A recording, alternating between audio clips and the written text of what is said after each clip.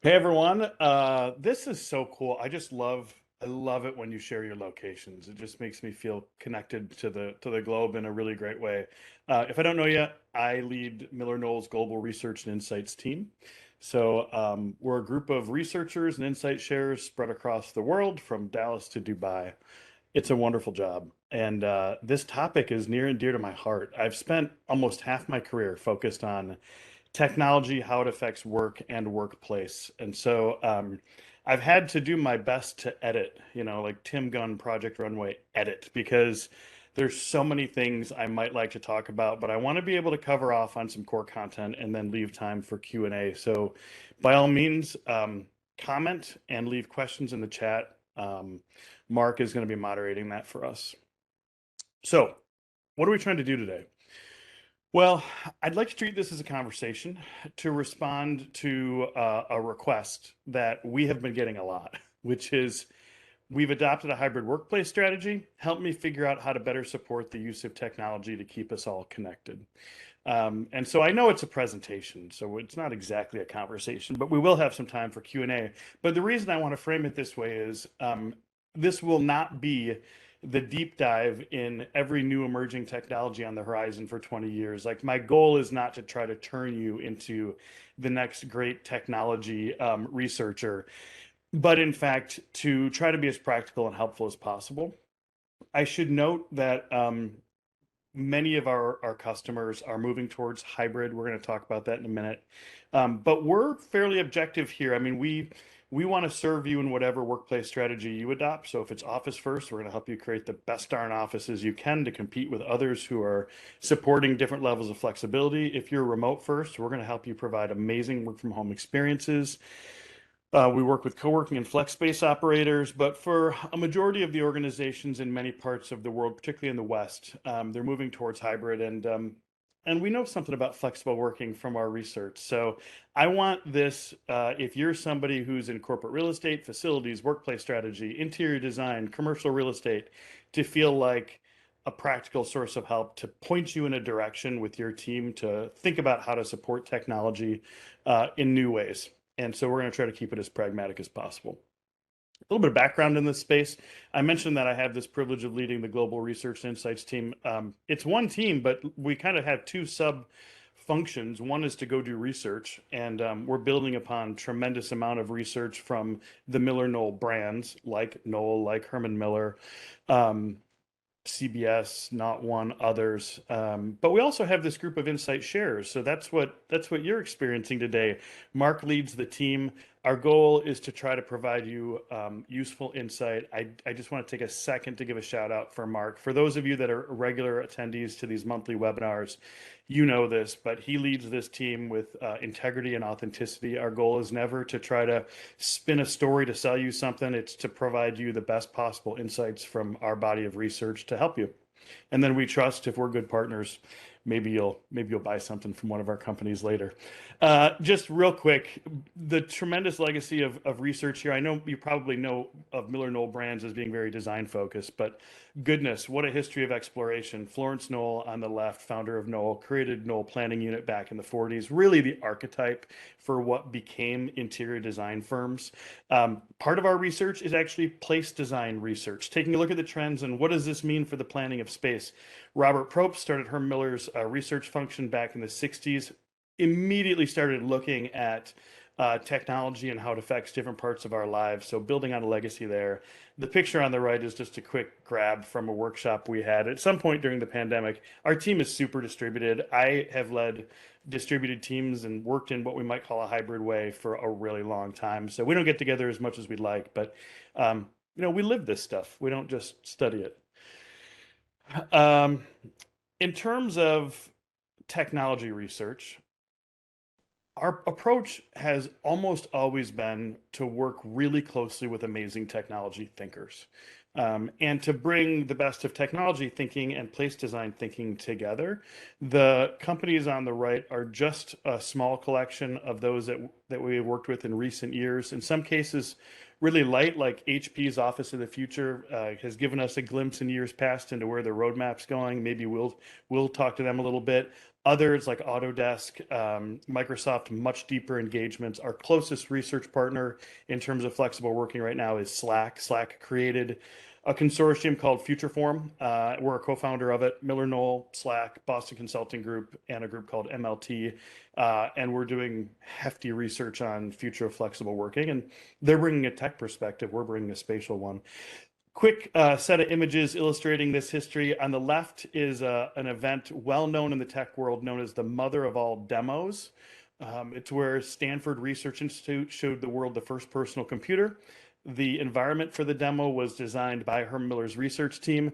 The first monitor arm for the first monitor is there. The first mouse pad for the first mouse attached to an Eames shell chair. The team that worked on this later designed the first ergonomic chair, Ergon, in part based on their insights of what the effects of computing might do. Screenshot in the middle is a little glimpse at a project we did with Microsoft over a year and a half focused on supporting better video experiences for distributed teams. I'm actually going to be drawing quite a bit from that during our time today. Recently, we partnered up with Darren Murph, head of remote at GitLab, to do a field guide for organizations going remote first. Like I said, we want to support the full gamut. We've got really good friends that we learn from and that we learn with, and it's a privilege. All right. Oops, I went the wrong way. Here's how we're going to approach this. I want to start by sharing 5 foundational concepts for understanding the changing nature of tech in the workplace. And then I'm going to get to 3 suggested opportunities for improvements. It's very difficult for us to talk about specific strategies without diving into these foundational concepts because so many of the people I talk to or we talk to feel a little disoriented with just how technology is changing and what that really means for their facilities. And so some of you might find that these concepts are actually the most valuable things you take away. For others, it's these recommendations. I know many of you tuned in to ask the question, what do we do with video in our conference rooms? I promise we will get to that. So just know that we'll get there. I should also note that in addition to the video that'll be on YouTube, we did design this deck to send to you. It's not like there's any specific proprietary thing that we wouldn't want to share. Like this is just a body of research really gathered over many, many years. And if it's helpful to you, then we'll send it to you and you don't have to worry about taking a bunch of notes. All right, let's start with this one, which is some of you might feel like technology changes so fast that your facilities can't keep pace. That's not something you need to worry about. Actually, we can keep pace if we pay attention. And I know this is weird, but technology probably doesn't move quite as fast as you think it might. Certainly not as fast as the stereotype suggests that it might. The graphic here is of something called the hype cycle. It's a framework developed by Gartner, one of the best technology research firms in the world, explaining the evolution of emerging technologies. The basic phases are the innovation trigger. Somebody invents something. You might see an article about it or see a YouTube video about it.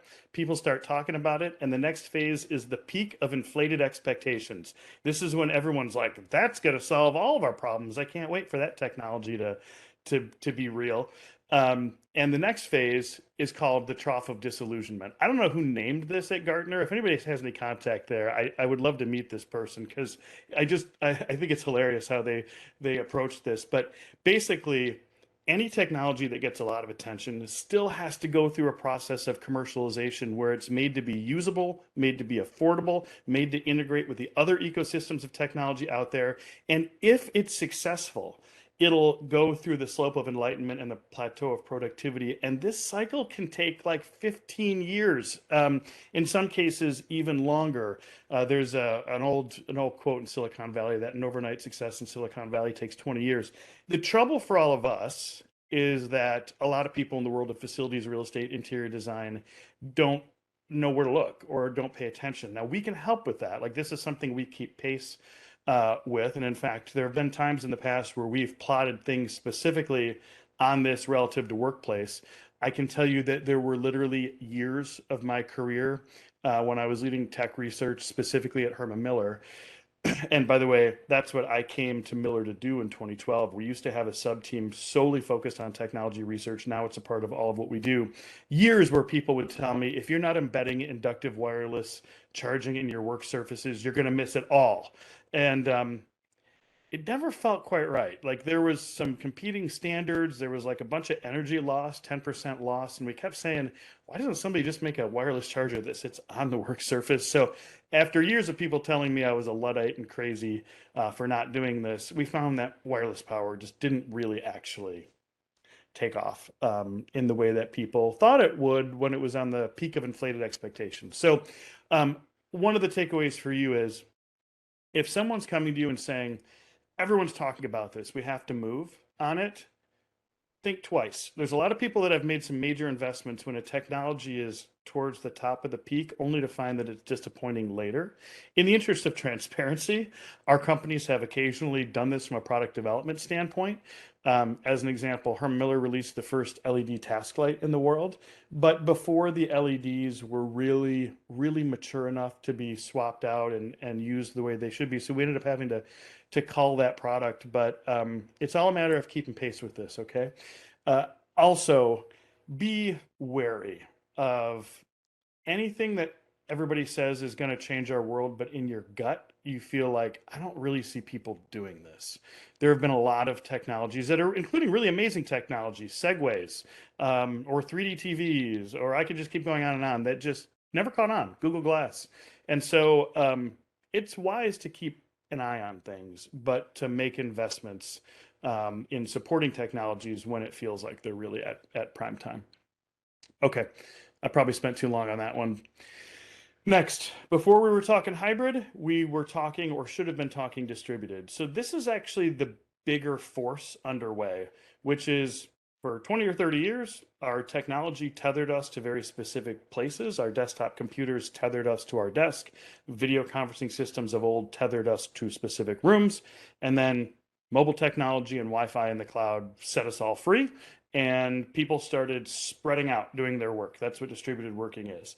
And that was going on for like 15 years, well before the pandemic. And so if you look at, as an example, the space utilization data that we would have for our customers, we anonymize all that, by the way.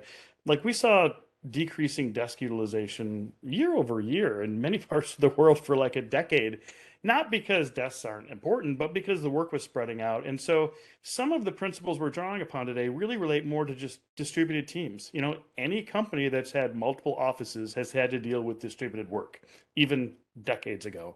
If we're talking hybrid, and that's what we're going to focus on today. It's almost like taking it to the next level. That means that the organization has decided to provide more choice, more flexibility and autonomy, and that the facilities and real estate team need to begin thinking about work beyond their real estate footprint. This is an evolution that IT teams did years ago, where they decided to support work beyond the facilities.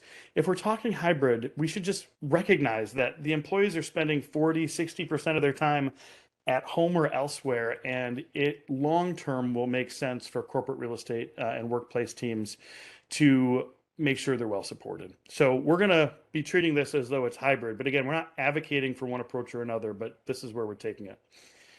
Next, consumerization of technology. One of the most talked about, I hesitate to call it a trend. In fact, Gartner, in their definition of it, says this isn't a trend. It's an unmovable force that organizations need to deal with. One of the biggest forces that organizations have dealt with from an IT standpoint that isn't well understood in the world of facilities and real estate. It's basically the effects of consumer technology on how we work and our expectations of how we work.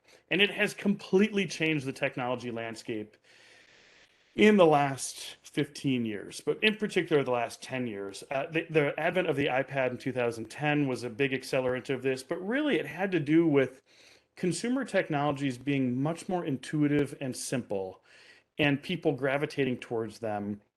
And it caused a lot of interesting situations. So in the past, it was common that if an organization had the biggest budget, it could invest heavily in sophisticated technologies to get a competitive advantage. And then when consumerization came around, it was like the free stuff or the stuff that the employees just adopted on their own was maybe the source of competitive advantage, and the bigger companies were stuck for a while with an existing installation. The pictures here are one example, right? The video conferencing system on the left, which today would cost around, I don't know, $8,000 or $9,000 US, Used to cost a heck of a lot more because it had a box that had this software called a codec that powered the entire video conferencing system, and there was a remote. That remote's pretty simple. They used to be even worse. But when Skype and Zoom and other technologies came around and you could just adopt it, it completely reset people's expectations. And a lot of folks at the time said, nobody will ever use these cheap video solutions. They're not near good enough. But in fact, that's what happened. And so the net effect for all of us is we need to have what one tech expert we worked with referred to as an app mindset. And what he meant by that is if you look at the mindset of somebody who's going to download an app to their phone, they're going to scroll what they need. They're going to download something. They're going to give it 30 seconds. If it feels clunky or like it's not doing what it needs to do, delete, move on. And so this is like the mindset of how people look at the facility. They want the facility to amplify their personal technology, ideally the software on their personal technology, rooms that are intuitive, consistent, not just rooms, spaces that are intuitive and consistent are very desirable.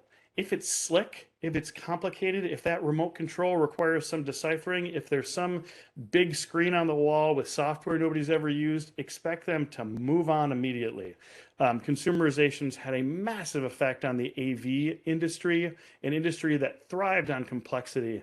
But really, the good news is it's made it somewhat easier to be able to plan really effective facilities that support technology because it's really about supporting the personal device and the software that's being used there. By the way, one other quick example. Think about all the complicated digital whiteboard solutions that were hardware in the past, and they all seem to fail. And then we got Miro and Mural and these new software products. In a lot of cases, it's the software that actually beats the hardware. Like what beat the BlackBerry? Was it the iPhone? It was apps, right? And so it's a very software driven approach. Next, speaking of which, we need to understand the evolving nature of collaboration. I hear a lot of people say you need to be able to have office space to collaborate. Ugh. I don't ever say that. I think the office space can be very effective at supporting different modes of collaboration, but it can also happen digitally, and we need to understand the effects of technology on collaborative processes.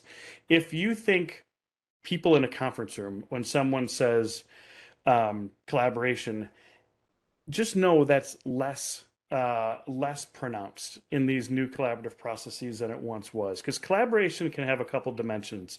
Imagine it kind of like this grid. It can be co-located, people in the same space, or it can be distributed, people in different spaces. Could be office spaces, could be home, whatever. The other axis would be it can be synchronous, meaning it can happen at the same time. Like we're all right on this webinar right now, or it can be asynchronous. And that means that the process is broken up into individual components where people do their own thing. So if you think about how we would create a presentation like this, Mark and I would not, and we did not sit in a room for 4 hours hammering out these slides. I took a stab, he weighed in, we edited a few things. We did it when each of us had 20 minutes. And that is essentially the evolving nature of collaboration. Just know this, the more distributed the team, the less synchronous the collaboration is going to be because you got time zones. And so this picture illustrating this nicely dressed, sharp dressed guy. He's collaborating with another person. Presumably they're collaborating, or maybe they're just talking synchronously, but they're distributed.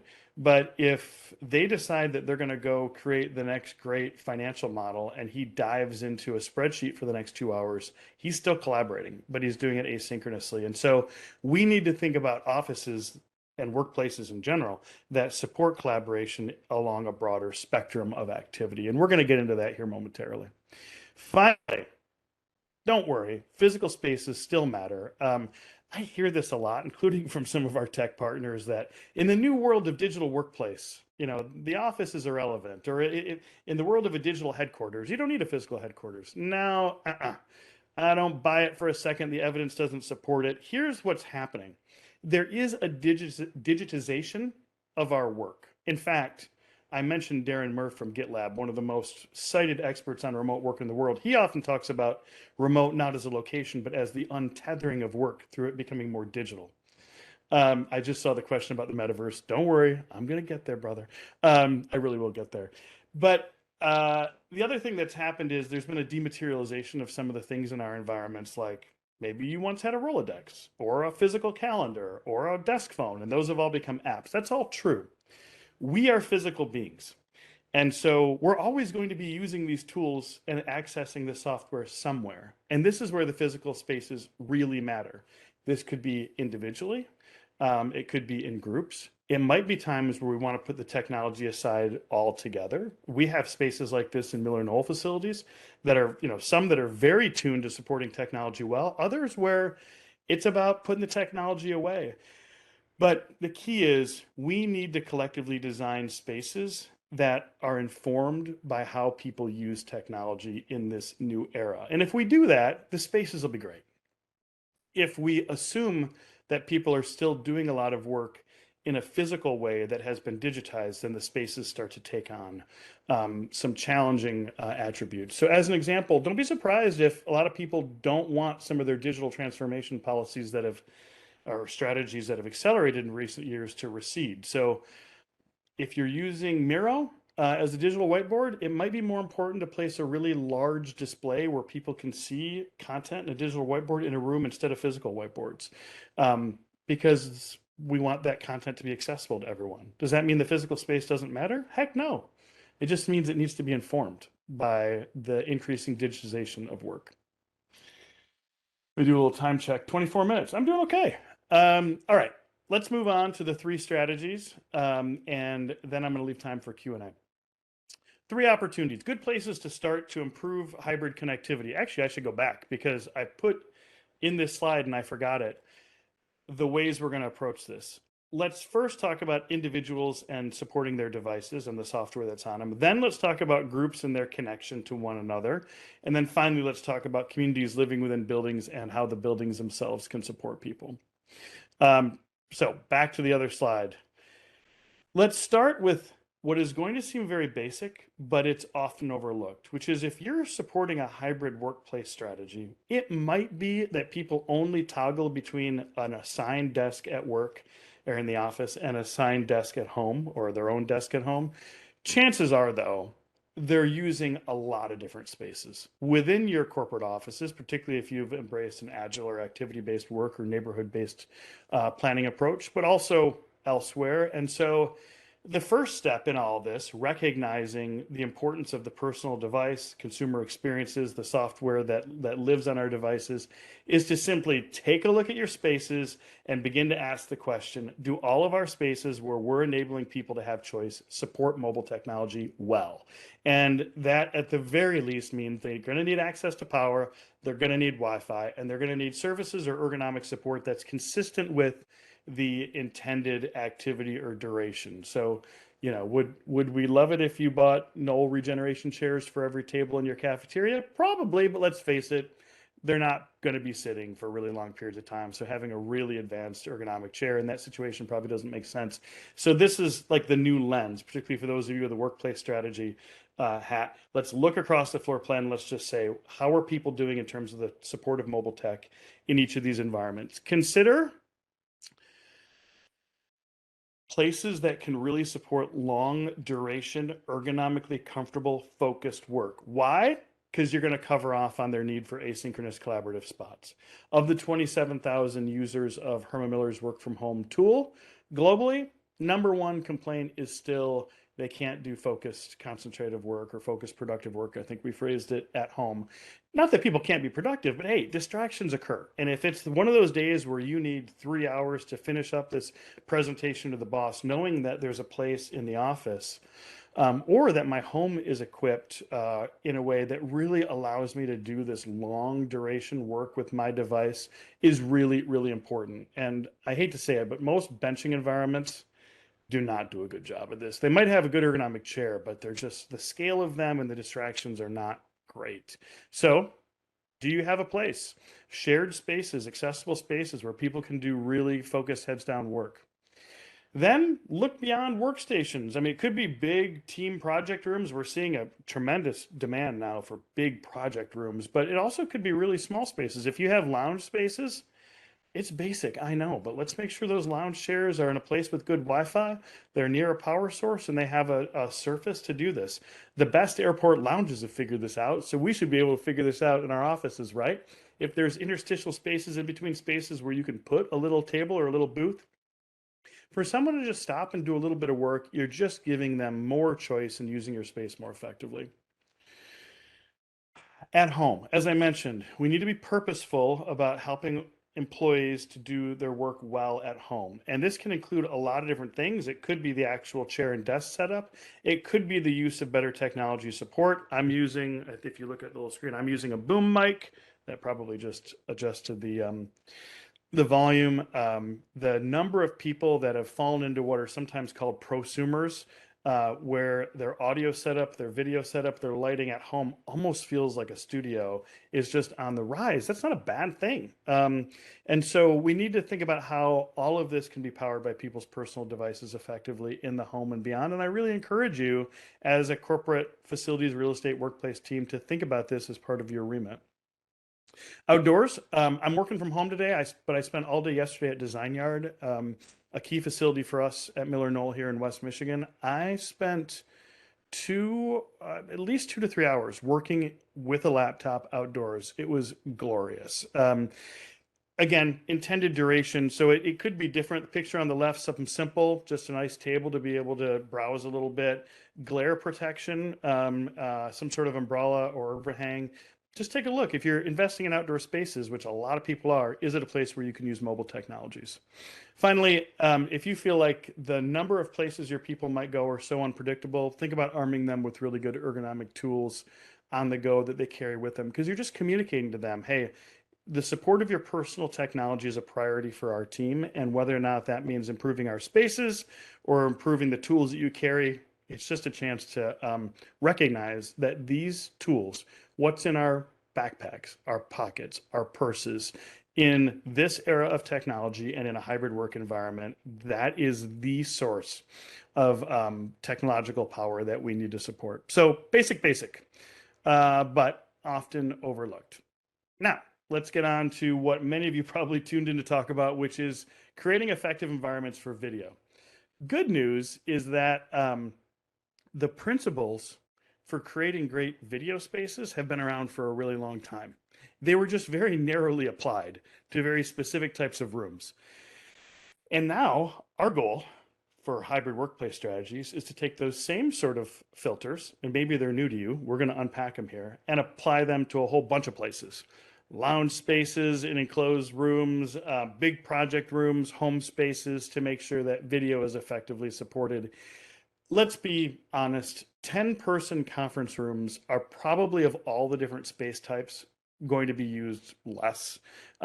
They're closest to what a Zoom call might support organically, an hour-long meeting of people sitting around the table. But smaller spaces, larger spaces, individual spaces, there's lots of opportunity to support video better here. And I need to highlight something that is often overlooked, which is the user interface for Teams and Zoom and Hangouts are really designed for individual use. I was at a meeting at building number 5, the old Skype building at Microsoft, way back, I don't know, 2013.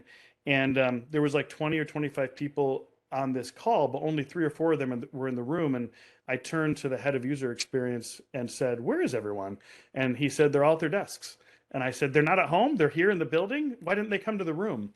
And he said, "We designed the UI for individual use," meaning we designed the user interface for individuals. And it hit me like a brick that all those old video conferencing systems of the past were room to room, group to group. These new ones were for individuals. If you want to chat, you need your own device. If you want to share content, you need your own device. So, I think we're going to see people taking video less in traditional meeting rooms and more in individual, small group, and other sort of spaces. Let me get to the words on the left. These are all really important. We're going to unpack them. Posture. What posture is the user in? That has an effect on their comfort, their degree of interaction with each other. We know, right? Bar height is very casual, but it's also kind of like project focused. Lounge is super social. Traditional 30-inch table height, the most formal. We can vary the experiences of video by varying the posture, but we need to be mindful of where those cameras land. Orientation to each other and to the content and to the camera. Really, really critical. I'm going to give you some examples here of what this really looks like. But the gist of it is you should be able to transition between looking at content, seeing the remote participant and having them see you, and seeing the person in the room in a really fluid way.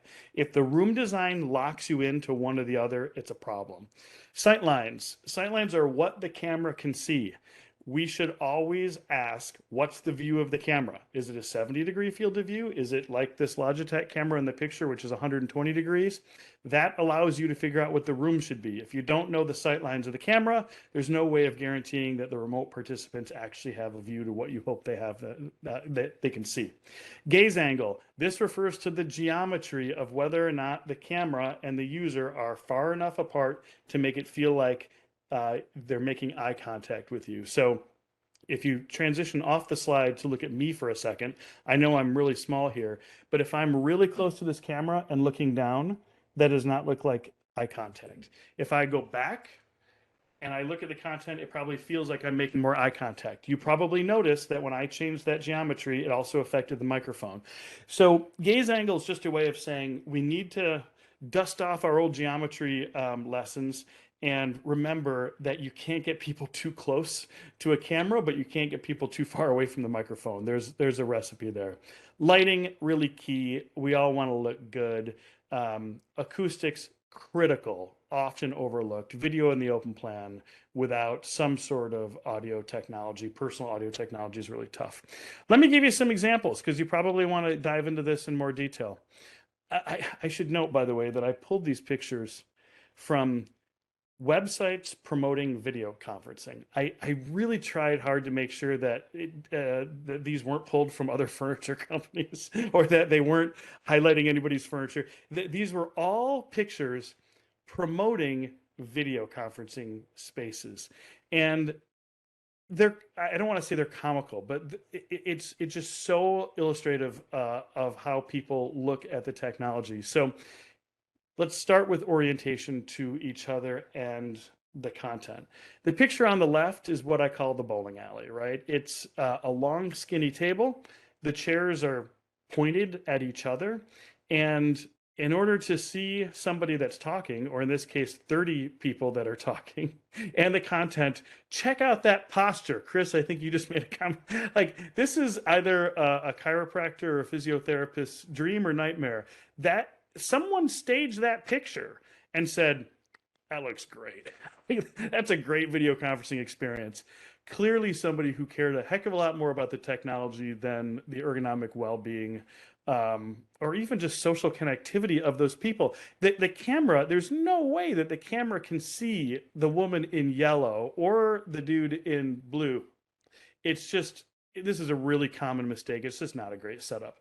The setup in the middle, this is a traditional telepresence room design. This is like early HD video conferencing, 2005, 2006, back when Cisco was charging like $500,000 US per room. In fact, they used to give some customers one room, which is like giving them one walkie-talkie. But these rooms were designed to try to make it feel like you were in one room. It was very slick. People did not like them and they did not get used. Why? Because the room orientation is extremely rigid with everyone staring at the screen, very little ability to actually see one another. Some of them even had these really weird melamine partitions in between each user to make sure that they couldn't move too far to the left or right because they wouldn't be in the right camera frame.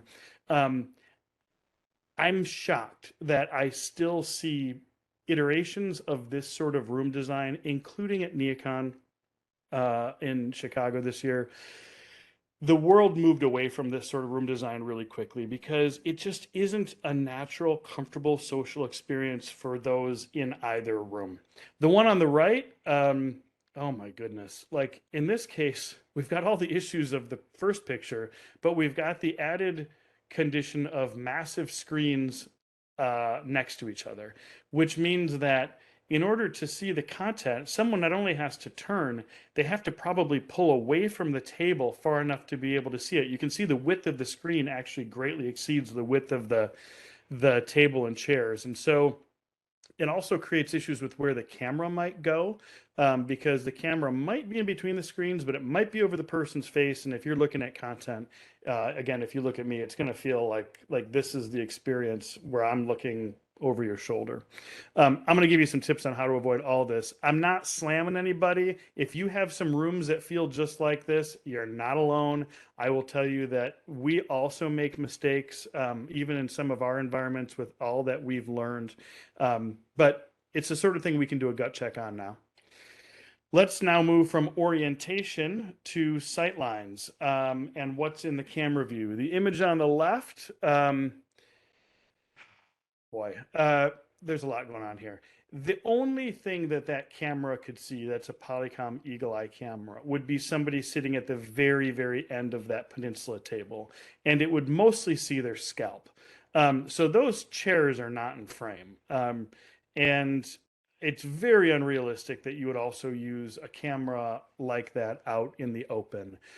So I know some of this stuff looks cool, but if you've got some huddle rooms and somebody stuck a camera on there and the chairs are like in that sort of orientation, just know that the only realistic use for a space like this on video is if one or two people rotate around to the very end of that table, which is going to be really weird. The picture in the middle, probably what I see the most, which is somebody stuck a chair with their back to that camera because the room design and the audiovisual design probably happened separately. Now, you might say, hey, there's times when the video is off, let's have somebody sit there. You can do that. It's just that what frequently happens is that people pile into a room and then somebody turns on the video camera and that poor soul is like, uh-oh, I don't want to be here anymore. And it just feels like disjointed. The picture on the right is just like the penultimate set of mistakes. There's so much going on in this picture. The camera probably can see three people in the middle of that table. You've got a bunch of chairs with their back to the screens. It looks to me like there's a bunch of lighting problems because there's major glare coming off that table. And I always laugh at the photoshopped pictures of the people on the screen. Those two people on the right are having a wonderful day, and they are sitting very close to each other. So I don't know exactly what sort of space they're in, but it feels weird to me. Okay, let's continue. Please give some thought to individual video spaces. They're arguably as important as rooms. This could be lounge seating if people are using AirPods or headsets. It could be booths for quick calls, or it could be shared private areas specifically designed for it. I've got a picture of some really good ones here in a minute.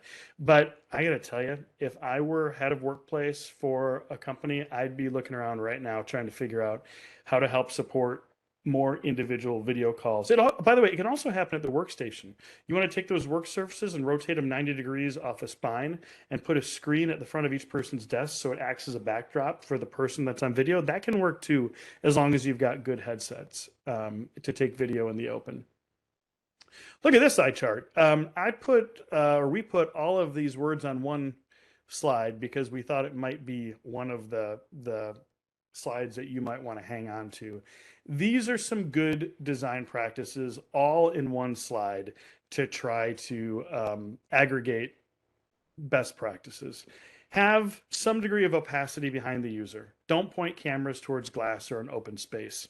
This is true at home. So like I've pulled my desk away from the wall. I could put my desk against the wall, but the door is over here. So for those of you that have seen the BBC video of the poor guy whose kids and wife bust into that call, I think it's better to have opacity behind the user. And if there's any chaos going on in the space, put it in front of the user so they can manage that mentally.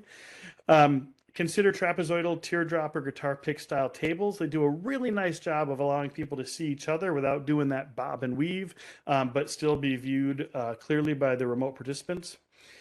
Here's a simple one. Render the camera angle for the camera that your IT team is using on the plan view of your space to see what the remote participants are going to see. We've even gone so far as to actually render the remote view that like in ISO or elevation. That takes a lot, but at the very least, just lay those lines down there and say, whoops, we got somebody who's sitting in a chair that's way too close to the camera or whatever. Easy thing to do. We sometimes call it digital piloting. We like to do a lot with renderings and room designs, and I haven't included a lot of planning ideas or renderings here, but we're happy to share them with you because you can kind of beat up these plans before ever having to buy anything. So this is a good way of just checking out where the camera angle might fall before you design or excuse me, before you build the space. Ideally, surround users with full height walls with high STC ratings, sound transmission coefficient ratings, if the use of headsets or headphones is not common. The new generation of Jabra, Logitech, other headsets are fantastic. I mean, noise canceling mics, noise isolating earphones, like they're fantastic tools. But if your folks tend to take video like from their actual phone or laptop, get them into something with some enclosed acoustics. Use seating that swivels for the primary meeting participants. Now, if it's like a secondary row of people, maybe it's stools or lounge, but give people a chance to move their chairs so that they can move that orientation between each other and the sight lines for the camera very easily. Individual spaces, consider a height adjustable surface. Why? Because people will probably take video from their laptop. Nobody likes to be viewed on video from down below. No, you don't see the youngsters taking selfies down here because it makes you look like you've got a big chin or whatever. People like to take selfies up here. And likewise, they want to be able to adjust those camera angles. So I have a height adjustable table. I do at home use it to stand sometimes, but I also will more likely just go to my kitchen and put my laptop on the island. I adjust it for camera angles. And so that same principle can be true of how you support work from home or how you support individual video meetings in the office.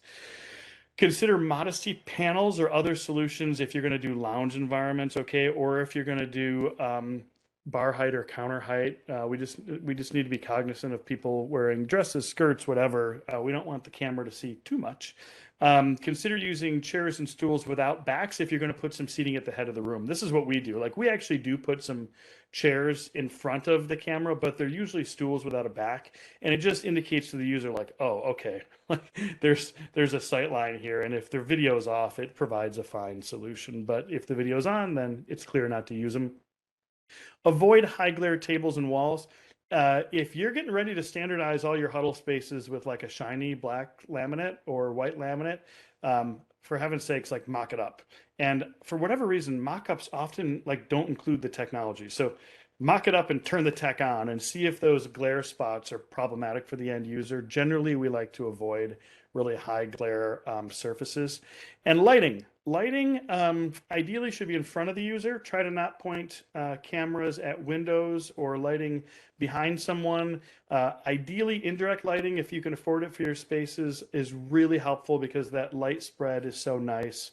At home, I use a pendant fixture a couple feet in front of me.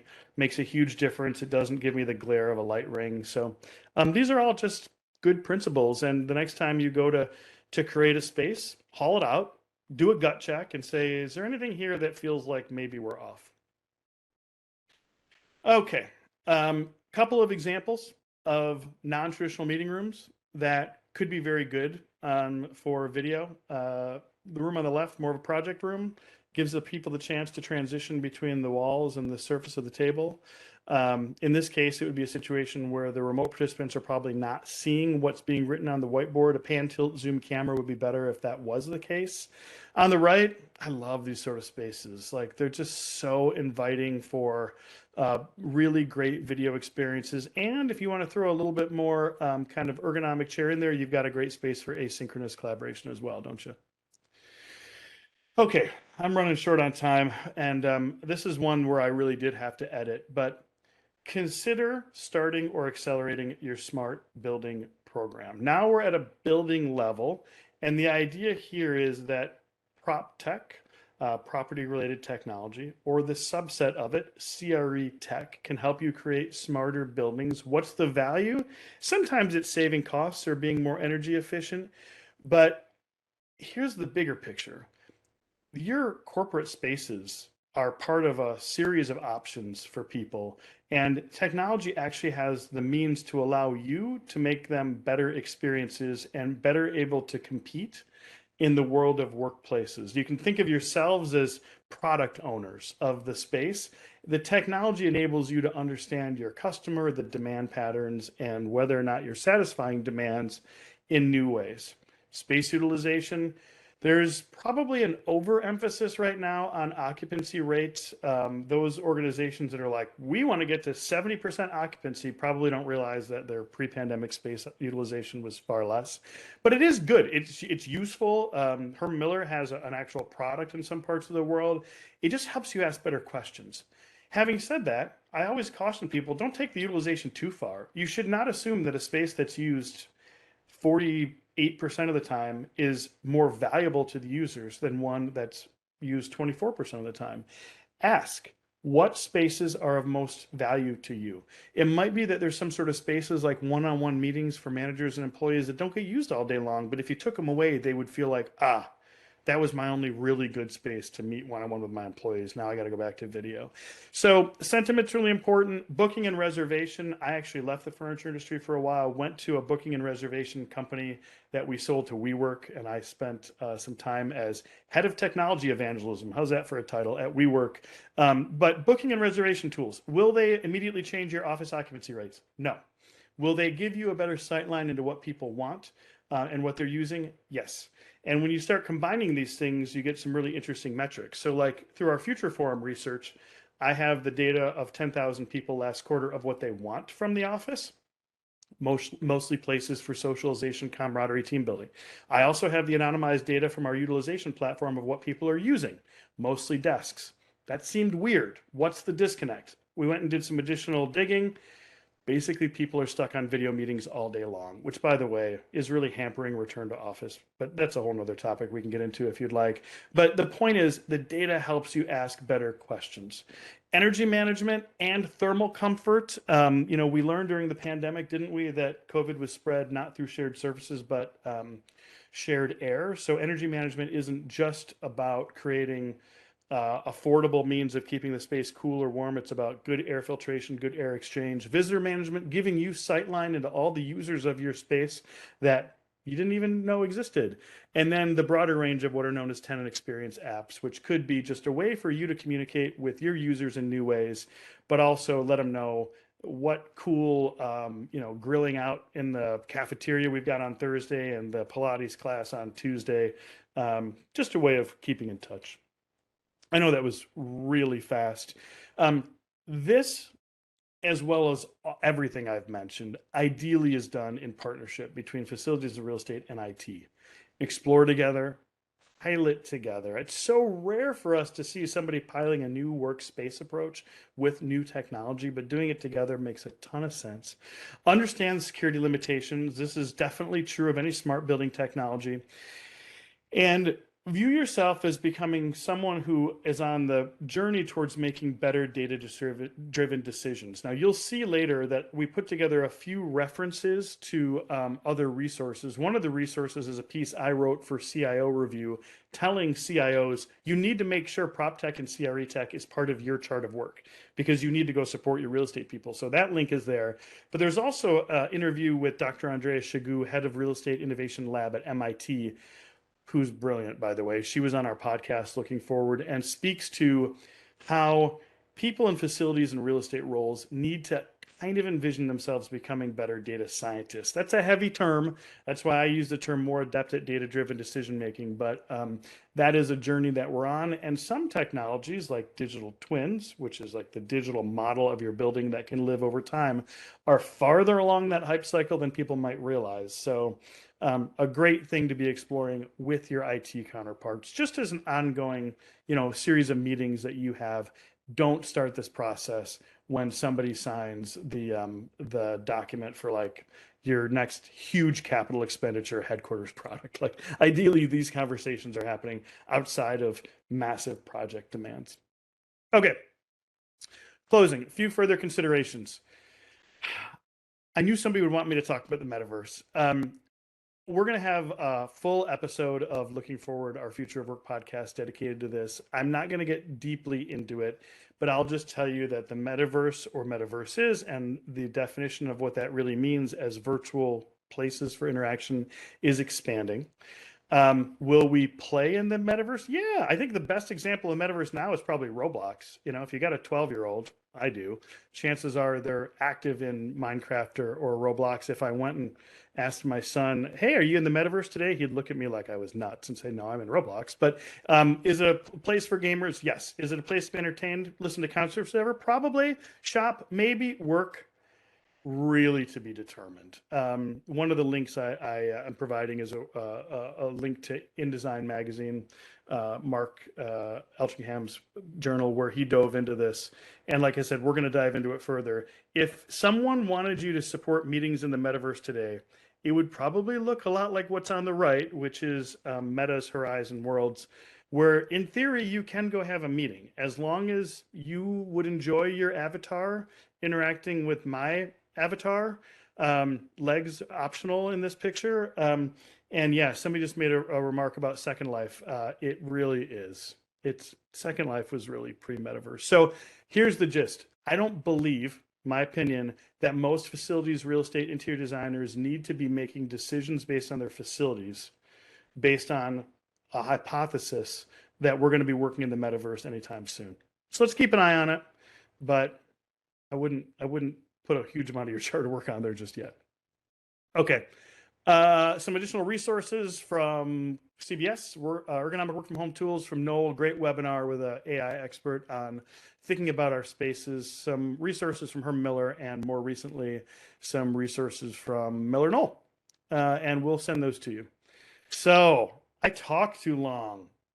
Sorry, 7 minutes.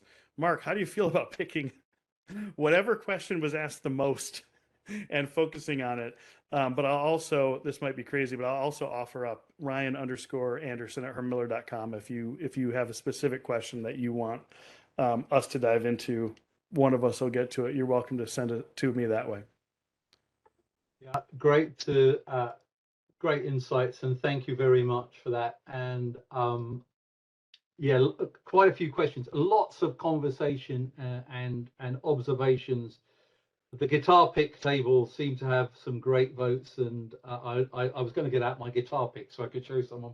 Well, and I will tell you, we designed it literally sitting at Microsoft one day. There was a designer named Randy who was sitting at Building 5, which was the Skype building, and we were just lamenting like there's got to be a better option here. And he just sketched it. And initially, the small end of the guitar pick was pointed at the camera, and he was like, "No, no, no, reverse it. Give the people on camera the same edge of the table as the people in the room." I'm biased because it was part of a project called Exclave that I worked on, but for me, it's some of the best experiences I've had in terms of room design. But trapezoidal tables can be great too, or teardrops.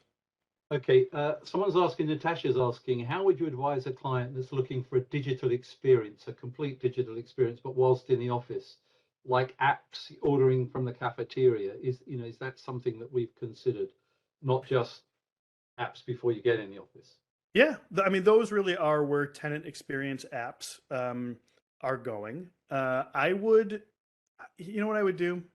I would get involved with Realcomm, REALCOMM. It's a group that has been devoted to the intersection of real estate and technology for years. They do conferences and events. I would literally call them up or send them an email and say, "Hey, what kind of solutions exist for this?" There's also some prop tech or CRE tech accelerators and investors. Metaprop would be one, Fifth Wall Ventures would be another, JLL Spark would be another, where you can go and look at their portfolio, but you're going to be kind of like clicking through. Or like I said, you can reach out to us. But the more advanced tenant experience apps are meant to create like this digital layer to make navigation, searchability, event, community management a really wonderful experience in the office. And I'm enthused with where they're going. Could you clarify what you mean by sentiment analysis? Oh, how people feel about the space. It could be as simple as sending a survey that says, we've got these 8 different space types: project rooms, small breakout huddle rooms, individual focus rooms. What ones are most valuable to you in your work experience, or which ones of these are the biggest draw for you to spend time in the office? Just buffer out, like as an example, if you look at conference room utilization, it almost always looks like a cowboy hat based on the time of the day. highest levels of conference room utilization probably get to like 60, 65%. But often, if you ask the people, like, why do you use that room so much? It's the only one that's available. It's the one closest to us. It's the only one with a speakerphone. Oh, is it a good experience? No, they use glass walls. It's a terrible experience. Like, we can't just look at how much something is used to determine if it's of value. I'm going to group a few questions together, and thank you, Elizabeth, and some others that have mentioned this about etiquette and behavior. You know, people not using headphones in the office, that kind of thing. Any advice around that?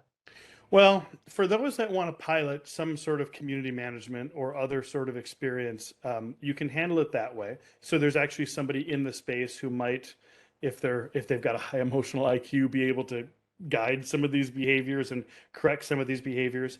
The other would be putting it into more of not like a compliance policy focused RTO strategy, which we don't recommend, but more of like guidelines for really effectively working together in a hybrid environment strategy.